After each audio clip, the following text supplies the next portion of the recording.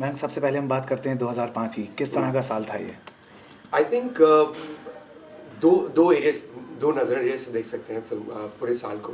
एक नज़रिया है फिल्मों की क्वालिटी या कंटेंट के हिसाब से, एंड दूसरा ऑब्वियसली फिल्म एक जैसे सट्टा बाजार जैसे जिस तरह बॉलीवुड होती है, it's a market.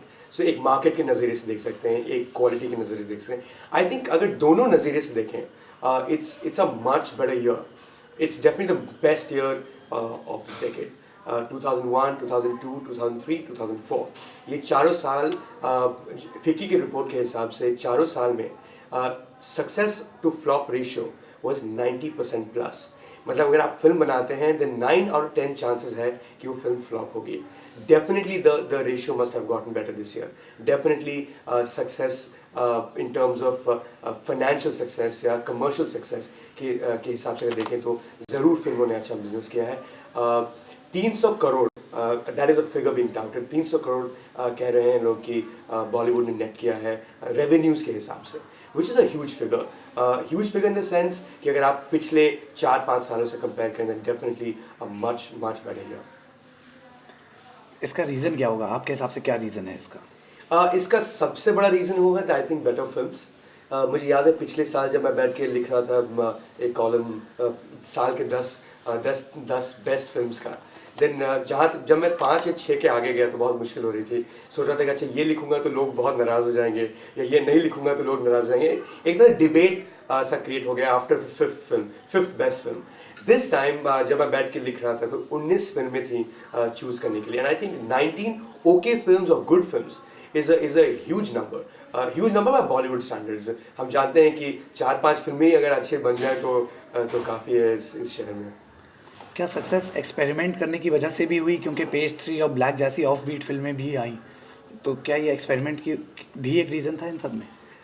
Experiment is a very dicey term. जब हम किसी फिल्म को एक्सपेरिमेंट कहते हैं तो हम एक तरह से ये कह रहे हैं कि ये फिल्म कमर्शियल सेंस से नहीं बनी हो, या ये फिल्म नहीं चाहती कि ऑडियंसेस इसको देखने आए।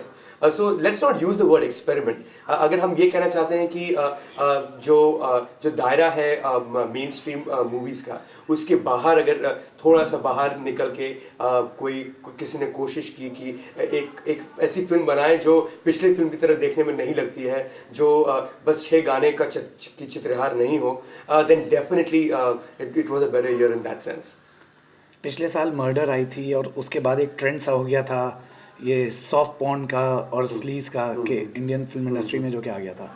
इस बार क्या कूल है हम के बाद से ईयर की शुरुआत में आई थी फिल्म, और उसके बाद से एक ट्रेंड सा हो गया था कि कॉमेडी फिल्में आ रही हैं, उसके पीछे क्या रीज़न है? आई थिंक ट्रेंड ऑडियंसेस नहीं क्रिएट करते हैं, ट्रेंड प्रोड्यूसर्स क्रिएट करते हैं, और लेजी प्रोड्यूसर्स क्रिएट करते हैं जिनके पास ज़्यादा अक्ल नहीं हो, या या अक्ल का इस्तेमाल नहीं करना चाहते हैं, या ज़्यादा एफर्ट नहीं लगाना चाहते हैं, कुछ नया नहीं सोचना चाहते हैं। तो वो बैठ के डिसाइड करते हैं कि अच्छा आजकल ऑडियंस क्या देख रही है, अच्छा ये फिल्म हिट हुई है तो ऐसी एक और फिल्म बनाई जाए। एंड अगर हम नो एंट्री की बात करें या क्या कूल है हम की बात करें, श्योरली वो फिल्में उन फिल्मों ने बहुत अच्छी बिजनेस की। बट अगर हम ये कहने लगेंगे कि हाँ इस साल ऑडियंसेस को ऐसी फिल्में पसंद आए, दैट बी इनकरेक्ट, क्योंकि यही सोच के कुछ प्रोड्यूसर्स ने इस साल दिवाली में 2 फिल्में रिलीज़ की एक ही टाइप की, क्या कूल है हम और नो एंट्री को दिमाग में रखते हुए। एंड दोनों फिल्मों ने कोई खास बिजनेस नहीं की, because both films were not good. So at the end of the day trend फिल्मों में अच्छे फिल्मों ऑडियंसेस के हिसाब से अच्छे फिल्मों का ट्रेंड होता है। अगर आप किसी भी जॉनर में अच्छी फिल्म बनाएंगे, या एक्शन या थ्रिलर या कॉमेडी, देन ऑब्वियसली ऑडियंसेस बैठ के देखेंगी। अगर आप उनको प्रिडिक्ट करना चाहेंगे, उनको सेकंड गेस करना चाहेंगे कि अच्छा ये क्या देखना चाहते हैं, there something wrong with that. मैं लेकिन आप, हाँ, जैसा कि आप कह रहे हैं लेजी प्रोड्यूसर्स ये ट्रेंड फॉलो करते हैं जी। वो लोग कहते हैं कि ऑडियंस ये देख रहे हैं आजकल। आपको क्या लगता है कि अगले साल ऑडियंस क्या सोचेंगे कि ऑडियंस क्या देखेगी, किस तरह की फिल्में ट्रेंड में आएंगी अगले साल? डेफिनेटली अगर हम जो प्रोड्यूसर्स ऑडियंस को सेकंड गेस करते हैं, अगर हम उनको सेकंड गेस करें तो I think next year they stick to comedy. I think बहुत एफर्ट मारेंगे लोग और कॉमेडी बनाएंगे, बिकॉज एक सस्ते में फिल्म बन जाती है, जल्दी फिल्म बन जाती है, और अगर क्लिक कर जाए, अगर अच्छे डायलॉग्स हों और क्लिक कर जाए देन नथिंग। प्रिसाइसली यही चीज़ 2004 में हुआ था कि एक और जो जॉनर की फिल्म है जो जल्दी जल्दी बन जाती हैं, सस्ते में बन जाती हैं और अगर लोग क्लिक कर जाते तो बहुत पैसे कमाती है, was so called sleazy films, Julie या मर्डर या ये सब फिल्मों ने अच्छा बिजनेस किया। But then having said that, अगर आप ज़्यादा एफर्ट नहीं बनाएंगे और जल्दी किसी न किसी चीज़ को रिलीज़ करके कुछ पैसे कमाने की कोशिश करेंगे, आई थिंक इट बैकफायर्स। सो जैसे एक कहते हैं दौर चला था स्लीजी फिल्म्स का, वो जल्दी वो दौर ख़त्म हो गया। आई थिंक अगर 10 फिल्में ऐसी आ जाएंगी और ऑडियंसेस ऑब्वियसली टायर्ड हो जाएंगी ऐसे फिल्म को देखते देखते, तो वो दौर भी ख़त्म ही हो जाएगा। मैं इस साल हम फिल्मों में देख रहे हैं काफ़ी विजुअली काफ़ी स्लिक फिल्में बन रही हैं, लेकिन कंटेंट में निल होती हैं एक तरह से। कुछ ही फिल्में जो जिनका कंटेंट अच्छा है वही सफल हुई हैं, तो इस बारे में आप कुछ कहना चाहेंगे? जी, आई थिंक ये 2005 में ही नहीं, लास्ट 2 या 3 सालों में एक बात तो बहुत क्लियर हो गई है कि जहाँ तक टेक्निकल फिनिश की बात हो या आपके जो शॉट्स हैं जो फ्रेम जैसे लगेंगे या जंप कट्स होंगी, एडिटिंग की बात हो, ये सब चीज़ों में हमारे देश की फिल्में या हमारे शहर की फिल्में, मुंबई की फिल्में, they are almost at par with Hollywood in certain sense, but यही है प्रॉब्लम, ये है कि आप you want to be on par with Hollywood, but आप जो उनके जो कॉन्सेप्ट है वही चोरी करना चाहते हैं, तो ऑब्वियसली वी आर नॉट पार, हम एक तरह से नकल ही कर रहे हैं। तो टेक्निकल फिनेस में नकल करना अच्छी बात है, पर उनकी स्टोरीज भी अगर आप नकल कर लेंगे तो आपने खुद क्या एफर्ट किया, आप खुद क्यों फिल्में बनाते हैं, क्योंकि आप किसी और से नकल कर सकें। I think this sounds ridiculous in a certain way, and एक बार जब कंटेंट एक तरह से इंडिजिनसली या अपने आप में एक जनरेट होगा, then it will start making more sense the technical finish. मैंक, हम बात करते हैं अमिताभ की। जी, उन्होंने इस साल काफ़ी फिल्में करी हैं, बहुत सबसे ज़्यादा फिल्में शायद उन्हीं की आई होंगी इस साल। जी। उनके बारे में बात करते हैं, क्या आपको नहीं लगता अमिताभ कुछ ज़्यादा ही काम कर रहे हैं, अपने कैपेबिलिटी से ज़्यादा काम कर रहे हैं और इसी चक्कर से बीमार पड़ गए थे, ऐसा नहीं कोई बात? आई थिंक 64 की उम्र में दुनिया में कोई भी एक्टर को बार बार लीड रोल के लिए अप्रोच किया जाए, उसी एक्टर को सोच के स्क्रिप्ट्स लिखे जाए, ये इस देश में ही नहीं दुनिया में कहीं नहीं हुआ है। इवन हॉलीवुड में भी एक शेल्फ लाइफ होता है एक्टर का, and definitely 64 is a diamond age for anyone. The fact that he manages to do it, I think we should be proud of having an actor like that in our country. हमारे गर्व की बात है एक तरह से कि हमारे देश में एक ऐसा कलाकार हो जिसको लोग देखना चाहते हैं इस उम्र में। He suddenly made being 60 or being 60 plus very sexy. ऐसा पहले कभी नहीं हुआ है, मुझे लगता है ऐसा बाद में भी नहीं होगा। एंड अगर इस दौरान वो ज़्यादा काम करते हैं या ज़्यादा काम करते करते शायद बीमार भी पड़ जाते हैं, I think it's something that's completely worth it. And having said that, हम कभी कभी ये भी भूल जाते हैं कि पॉपुलैरिटी या फेम ये भी एक ऐसा ड्रग है, एक ऐसा विटामिन है या एक ऐसा प्रोटीन है जिसको समझना बहुत मुश्किल है। ये डॉक्टर्स भी इसको नहीं समझा पाएंगे। And I think that is what x him on, कि इस उम्र में भी उनको इतना एडुलेशन मिले, लोग इतना जानना चाहते हैं उनके बारे में, उनकी फिल्मों को या आई वुडंट से सब उनकी फिल्मों को देखना चाहते हैं। ऑब्वियसली उनकी सारी फिल्में हिट नहीं हुई हैं, but at least her film maker Mumbai में उनको लेके एक फिल्म बनाना चाहता है, and that has never happened, and I think that is what x him on, and if it's good for him. It's none of our business कि वो थक रहे हैं कि नहीं थक रहे हैं. That's completely his problem. Man, he has done so many films during the past years and even in this year. Don't you think even now we don't seem to have enough of him? ये कहना सही होगा, because और एक तरह से गलत भी होगा। जब हम एक ओवर एक्सपोजर की बात करते हैं, देन डेफिनेटली 2005 में आप कहीं भी देखें, अगर आप रोड पे चल रहे हैं तो आप होर्डिंग में देखें, अगर आप टीवी ऑन करते हैं तो टीवी सेट पे देखें, अगर शो चल रहा है तो आप अमिताभ बच्चन देखते हैं, शो नहीं चल रहा है तो उनको ऐड पे देखते हैं, फिल्म देखने जाते हैं तो अमिताभ बच्चन देखते हैं, फिल्म के बाहर बिलबोर्ड में भी अमिताभ बच्चन देखते हैं। I think he has been almost everywhere. तो बात ये होती है कि अच्छा ये ओवर एक्सपोजर की बात होती है, बट देन आई गेस इस उम्र में भी अगर हम ये डिबेट करते हैं कि क्या अमिताभ बच्चन ओवर एक्सपोज है, that itself is a huge thing. कि अराउंड 65 साल का आदमी ओवर एक्सपोज हो या लोग हर जगह उसको देख रहे हो. I think it's phenomenal. He is a phenomenal. Under exposure means we are not worried about over exposure, we are worried about under exposure. Absolutely. And that's precisely what it is. अगर इस उम्र में हम ये debate कर रहे हैं कि क्या हम अमिताभ बच्चन को ज़्यादा ही देख रहे हैं, और ऑब्वियसली हम ये इसीलिए देख रहे हैं क्योंकि कोई उनको हमें दिखाना चाहता है, और इसीलिए देख रहे हैं क्योंकि उनको देखने से किसी को कोई फ़ायदा भी होता है. अगर किसी प्रोडक्ट को अगर अमिताभ बच्चन इंडोर्स करें और उस प्रोडक्ट को फ़ायदा नहीं हो तो दूसरा प्रोडक्ट को इंडोर्स करने के लिए उनको मौका नहीं मिलेगा. द फैक्ट कि वो उनको बार बार मौका मिलता है, obviously he is working right. Obviously एक इम्पैक्ट क्रिएट होता है. तो अगर इम्पैक्ट क्रिएट होता है then good for him.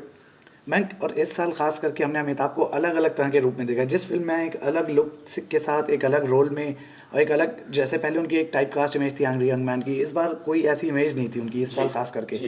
Black से शुरुआत करी थी उन्होंने और आज एक अजनबी में कितनी कॉन्ट्रास्टिंग उनकी दोनों इमेजेस हैं, उस बारे में बात करते हैं. जैसे कि मैं कह रहा था कि बहुत सारे फिल्म मेकर्स इस शहर में हैं जो इसीलिए स्क्रिप्ट लिखते हैं क्योंकि अमिताभ बच्चन उनकी फिल्म में आ जाए. दीज आर फिल्म मेकर्स जो 70s 80s की films they grew up watching those films.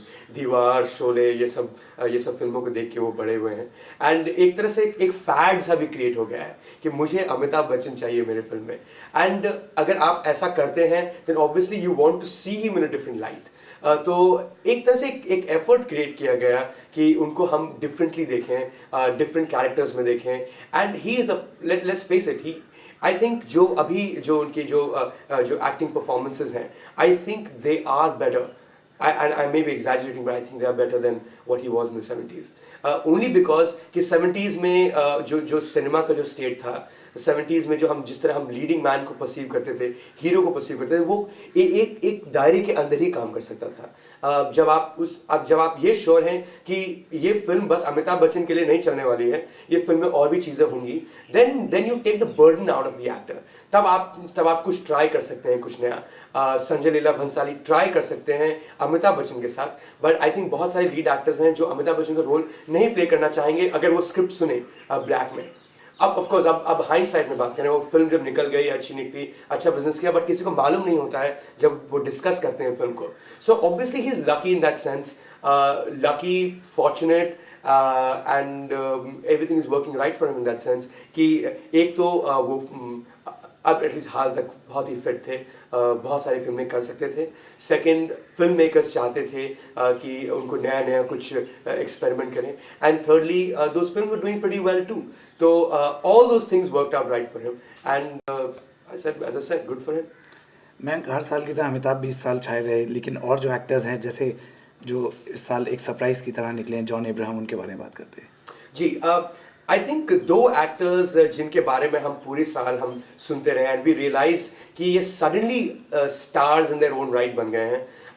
One of course is Abhishek Bachchan, which again 2005 के फिनोमिनन अभिषेक बच्चन. अगर हम, I think it all started with Yuva, जहाँ तक मुझे लगता है, I think it all started with Yuva and he became a phenomenon in 2005. Usually stardom को film से कुछ नहीं करना होता है. Usually stardom is out of discussion. लोग फैंस क्या बात करते हैं, लोग क्या सोचते हैं, उनमें से काफ़ी लोग हैं जो वो फिल्में देखते भी नहीं हैं, बट सडनली कहते हैं कि अच्छा ये कूल है, अच्छा ये बहुत ही अच्छा एक्टर है, ये बहुत अच्छा लगता है मुझे. एंड देन डिबेट्स होते हैं कि नहीं ये मुझे नहीं अच्छा लगता है. You know, the moment you get yourself into those conversations, you realise कि ये स्टार बन गया है. In that sense Abhishek Bachchan is a star, definitely. In that sense suddenly John Abraham also became really big.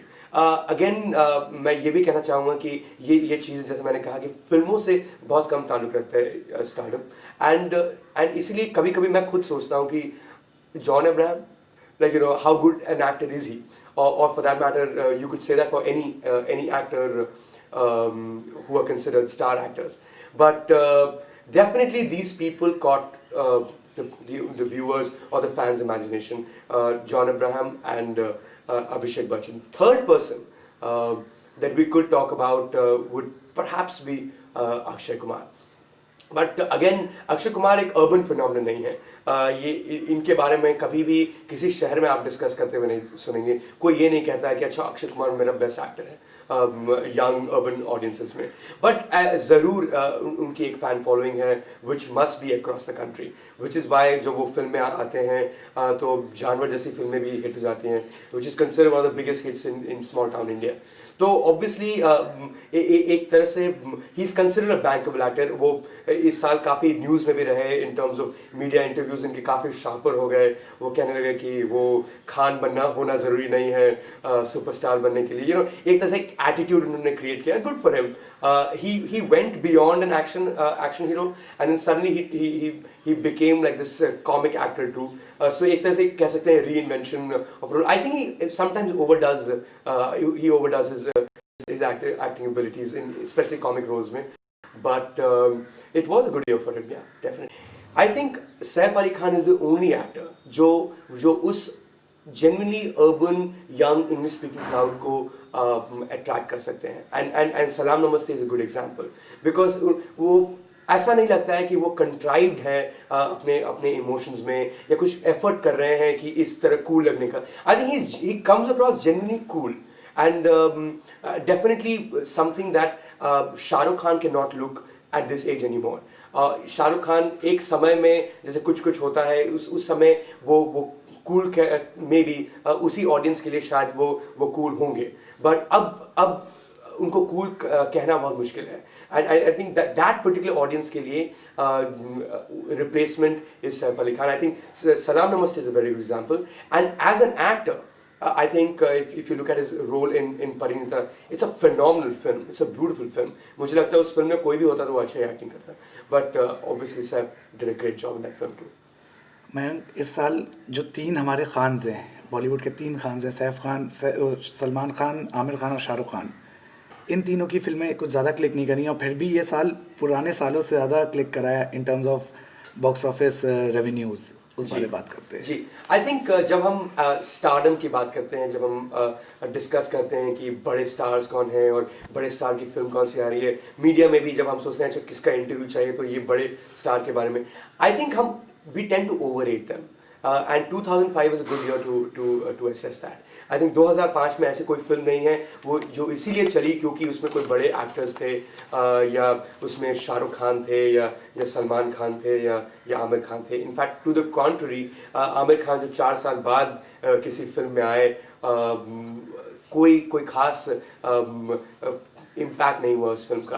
And इसलिए impact नहीं हुआ इसलिए नहीं कि आमिर खान के स्टारडम में कोई कमी है। अभी भी लोग आमिर खान को डिस्कस करते हैं, जैसे कि मैंने कहा फिल्मों से कोई ताल्लुक नहीं होता है स्टारडम का, बट क्योंकि वो फिल्म कोई खास नहीं थी इन टर्म्स ऑफ इम्पैक्ट क्रिएट करने में, इन टर्म्स ऑफ कनेक्ट करने में ऑडियंस के साथ या कुछ नया कहने में। I think it was a very B grade film in its own right. So अगर आप बी ग्रेड फिल्म में किसी को भी आप बैठा देंगे तो अल्टीमेटली किसी एक्टर को आप किसी अनसॉन्ग में ही देखते हैं, किसी एक लार्जर मिलियो में ही देखते हैं। एक्टर कोई स्टैंड अप कॉमेडियन नहीं है कि आप उसको ही देखने जाते हैं और कुछ मायने नहीं रखता है। सो द राइजिंग का यही हाल हुआ। आई थिंक पहेली भी कोई खास, it was a good film but I think काफ़ी बोरिंग फिल्म थी। तो बोरिंग इन द सेंस कि उसके स्क्रीन प्ले में एक थकाव था उस स्क्रीन प्ले में, वो धीरे धीरे स्लगिश सा पेस था फिल्म का नैरेटिव में। सो ऑब्वियसली आप एक्सपेक्ट नहीं करेंगे कि बिकॉज शाहरुख खान है उस फिल्म में तो बस सब कुछ भूल के हम बस शाहरुख खान को देखते हैं। बहुत मुश्किल है ऐसा करना। टेलीविजन कमर्शियल्स में ऐसा किया जा सकता है बिकॉज वो 30 सेकंड में खत्म हो जाती है। 2-2.5 घंटे की फिल्म को झेलना बस एक एक्टर के लिए बहुत मुश्किल है, बस एक्टर की वजह से बहुत मुश्किल है। So at the end of the day it became very clear that stardom को काफ़ी ओवररेट करते हैं फिल्म के प्रोड्यूसर्स इस शहर में। एंड अगर उसके बाहर अगर हम दायरे से जाएं एंड एक्चुअली एक अच्छा फिल्म अटेम्प्ट करें, या तो पेज 3 हो या ब्लैक हो या परिणीता हो, इकबाल हो, इन सब फिल्मों में एक कॉमन थ्रेड ये है that the script is well written.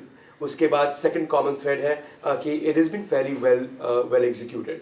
And एक कॉमन थ्रेड है none of them have Shahrukh Khan, Salman Khan और Aamir Khan. So in that sense अगर हम बात करें कि क्या ये खान्स के एंड ऑफ द ईयर है, एंड ऑफ द खान्स कह सकते हैं 2005 को, I think is the beginning of good films hopefully then the end of Khans. Mayank, Shahrukh Khan एक ज़माने से बॉक्स ऑफिस रूल करते आ रहे हैं, हर साल उन्हीं की फिल्मों की बात होती है. जी. इस साल बस वो एक फिल्म में काल में एक आइटम नंबर उन्होंने करा, और पहेली में एक अनसक्सेसफुल फिल्म कही जाएगी पहेली, क्योंकि काफ़ी एक्सपेक्टेशंस थी उस फिल्म से. जी. तो उनके शाहरुख खान के इस साल के बारे में बात करते हैं. आई डोंट थिंक शाहरुख खान, अगर हम रैट रेस की बात करें, जो बॉलीवुड में रैट रेस है, नंबर 1 कौन है, नंबर 2 कौन है, I don't think he was in the race this year. इस साल वो रेस में नहीं थे, बिकॉज पहली आई एम श्योर जो उन्होंने खुद प्रोड्यूस किया था, जो वो फिल्म को बनाएगा, वो I am sure they know themselves कि ये इस साल की सबसे बड़ी ब्लॉकबस्टर तो नहीं होने वाली है. इट्स नॉट अ मैं हूं ना उसमें अटेम्प्ट है एक राजमटाज ब्लॉकबस्टर बनने की, और ना वो फिल्म वैसी बनी है, ना वो फिल्म वैसी है. सो इन दैट सेंस ये उस नज़रिए से जज करना कि क्या वो डिस्प्लेस हो गए नंबर 1 से वुड बी अनफेयर, बिकॉज वो रेस में ही नहीं थे.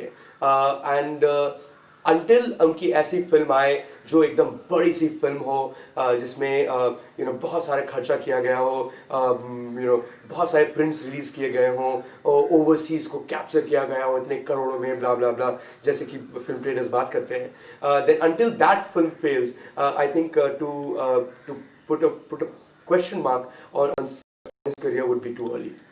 अभिषेक की बात करते हैं, क्या आपको लगता है कि Abhishek Bachchan has grown out of his dad's shadow और इस तरह से कुछ, के अब अमिताभ बच्चन का साया हट गया है, अभिषेक बच्चन अपनी आइडेंटिटी बना रहे हैं? एब्सोल्युटली. आई थिंक 2003-2004 में अगर हम अभिषेक बच्चन की बात करते तो हम अभिषेक बच्चन की बात करते थे. आई थिंक अब अभिषेक बच्चन की बात कर सकते हैं.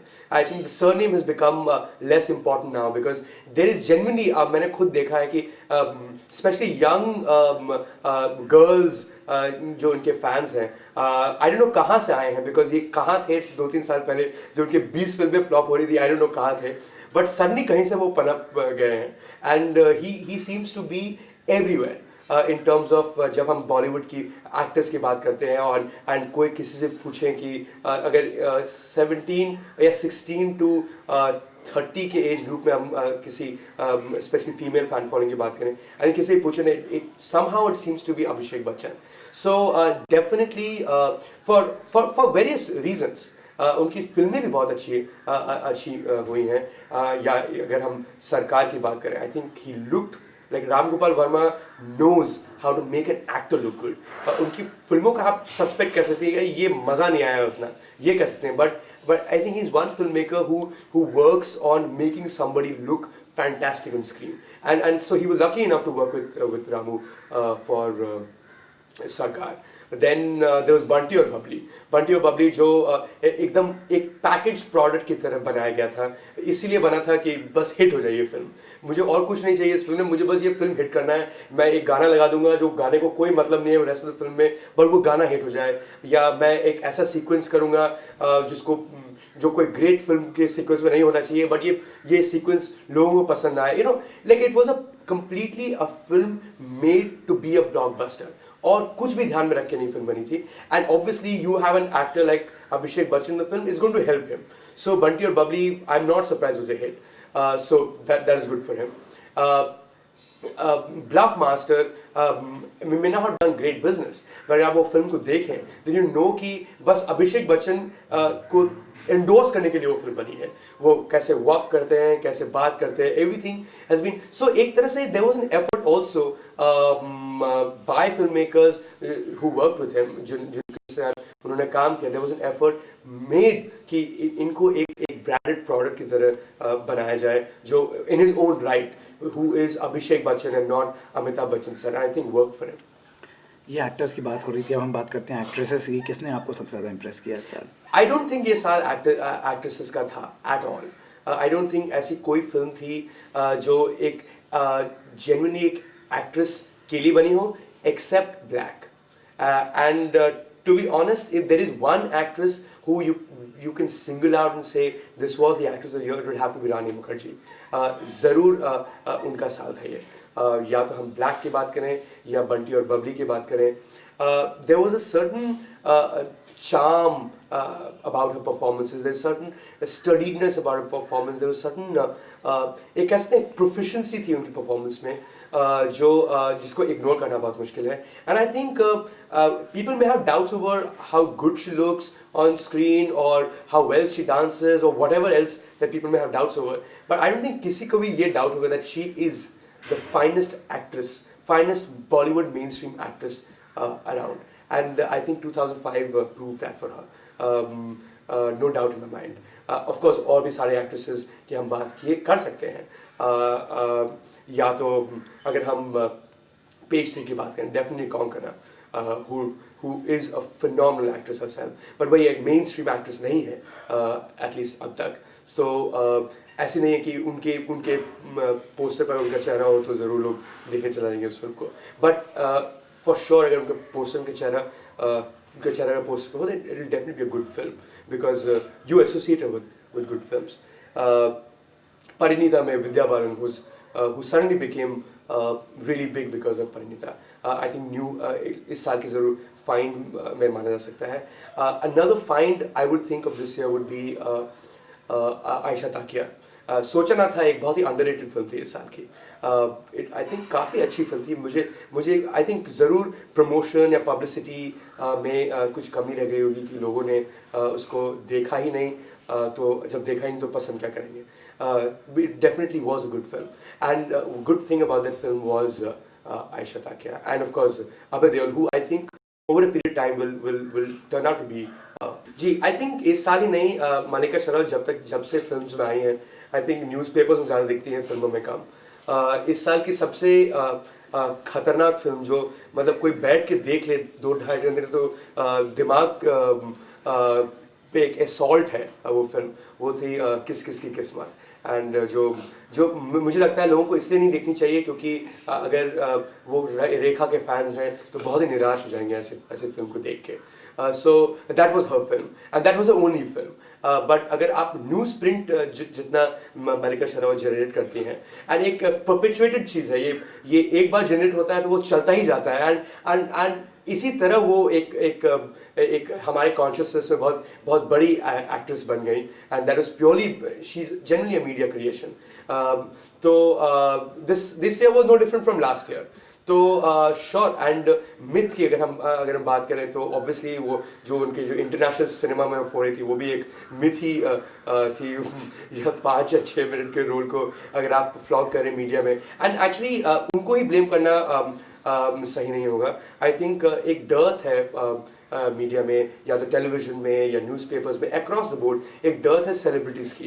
एंड ज़्यादा से ज़्यादा लोग हम ये ज़रूर जानते हैं कि लोग सेलिब्रिटीज़ के बारे में पढ़ना चाहते हैं, बट वो ऐसे कैरेक्टर्स ही नहीं हैं जो हम क्रिएट कर सकें. एंड आई थिंक मलिका शेरावत वो एक कैरेक्टर है जिसको आप क्रिएट कर सकते थे. एक तरह से एक स्पूफ है वो, जो वॉकिंग टॉकिंग स्पूफ है, and which is precisely what she was. And this year was no different.